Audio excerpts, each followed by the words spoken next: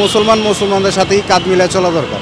ইন্ডিয়াতে মুসল্লিদের উপর যেভাবে অত্যাচার করতেছে, আমরা চাইলে আমাদের বাংলাদেশে কিন্তু তাদের হিন্দু রাষ্ট্রের অনেক লোক আছে, আমরা চাইলে কিন্তু তাদের উপর নির্যাতন করতে পারি, কিন্তু আমাদের ইসলাম ধর্মে কিন্তু তা নাই। আমাদের ইসলাম ধর্মে এটা শিখিয়েছে যে মুসলমান আর যেই ধর্মই হোক সকলে ভাই ভাই, যার যার ধর্ম সে পালন করবে। ওই যে সুবিধাবাদী ওই যে পাকিস্তান পক্ষে যাইব, এই সুবিধাবাদী তো না পক্ষ নেওয়া উচিত, কারণ এর আগে তো পাকিস্তান এবং বাংলাদেশ একসাথেই ছিল, এজন্যই আমি মনে করি এক হওয়া উচিত। যদি এক হয় তাহলে এরা শক্তিশালী হবে এবং বহির্বিশ্বে এদের আক্রমণ করতে পারবে না। টাকা হয় যুদ্ধের জন্য কোন দেশ থেকে, কোন দেশে যাবেন? বাংলাদেশ থেকে যদি পাঠানো হয় কোন দেশে যেতে? আমি পাকিস্তানে যেতে, মুসলিমের জন্য। পাকিস্তানের পক্ষ থাকা উচিত।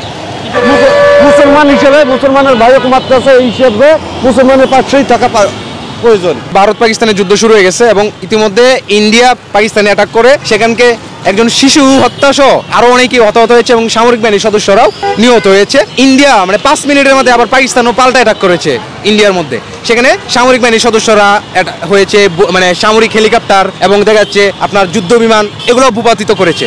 এখন একটা অবস্থা যে যুদ্ধ মনে হয় শুরু হয়ে গেলো, পারমাণবিক যুদ্ধ 2025 সালে যে পারমাণবিক যুদ্ধ, সেই যুদ্ধ হয়তো বা শুরু হতে যাচ্ছে। তো এই অবস্থায় আমি আসলে একজন বাংলাদেশের নাগরিক হিসেবে এই সিচুয়েশনে আমরা বলতে চাই, আমরা কি আসলে ভারতের পক্ষ নিব না পাকিস্তানের পক্ষ নিব? এটার চেয়েও আমার কাছে গুরুত্বপূর্ণ আমার বাংলাদেশের স্বাধীনতা, সার্বভৌমত্ব, স্থিতিশীলতা এবং নিরাপত্তা। ভারত 54 বছরে আমাদের উপর এত জুলুম নির্যাতন করেছে, আমাদের সীমান্তে যেভাবে পাখির মতো মানুষ হত্যা করেছে, যেভাবে আমার দেশের অভ্যন্তরীণ রাজনীতিতে হস্তক্ষেপ করেছে, আমার দেশের অর্থনীতিকে যেভাবে তারা চুষে বা শোষণ করেছে যেভাবে, তো এত কিছুর পরে আমরা ভারতকে সমর্থন করতে পারি না। ভারতের প্রতি আমাদের প্রচণ্ড রাগ ক্ষোভ আছে এবং আপনারা এই 5ই আগস্ট শেখ হাসিনার পতনের পরেও ভারত আমার দেশ নিয়ে ষড়যন্ত্র, গুজব, মিথ্যাচার এবং নানা রকম একটা অস্থিতিশীল অবস্থা তৈরি করার জন্য বাংলাদেশে চেষ্টা চালিয়ে যাচ্ছিল। তো এই অবস্থায় আমরা ভারতকে সমর্থন করতে পারি না। পাকিস্তানের দিকে তাকান, পাকিস্তান 1971 সালে আমাদের সাথে কী করেছিল? আমার এই দেশে গণহত্যা সংগঠিত করেছিল। আমার দেশের মানুষ 56% মানুষের ভাষা বাংলা, যেখানে তারা বাংলা ভাষার দাবিতে যেমন মানুষ আমরা আন্দোলন সংগ্রাম করি, তখন আমাদের উপর তারা গুলিবর্ষণ করেছিল। তো অতীত থেকে তো আমরা শিক্ষা নিতে হবে। পাকিস্তানকে আমাদের তো বন্ধু ভাবারও কিছু নাই, আবার ভারতকে আমাদের তো বন্ধু ভাবার কিছু নেই। ভারত, পাকিস্তান, যুক্তরাজ্য, চীন, রাশিয়া, প্রত্যেকটা রাষ্ট্রই তার নিজের স্বার্থে পরিচালিত হয়, প্রত্যেকটা রাষ্ট্র তার নিজের স্বার্থে তারা কাজ করে।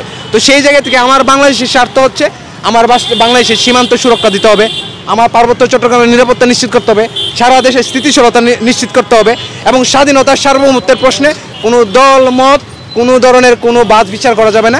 দলমত নির্বিশেষে আমরা বাংলাদেশের স্বাধীনতা সার্বভৌমত্বের জন্য আমরা আপোষহীন থাকবো।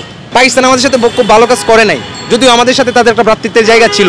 একসাথে আমাদের সেই 47-এ পাকিস্তান আন্দোলন এই দেশের মানুষও করছিল, কিন্তু পাকিস্তান হওয়ার পর কি করছিল তারা আমাদের এই দেশের নারীদের সম্ভ্রমহানি করেছিল, আমাদের দেশের মুক্তিযোদ্ধাদের উপর নির্বিচারে হত্যাযজ্ঞ চালিয়েছিল।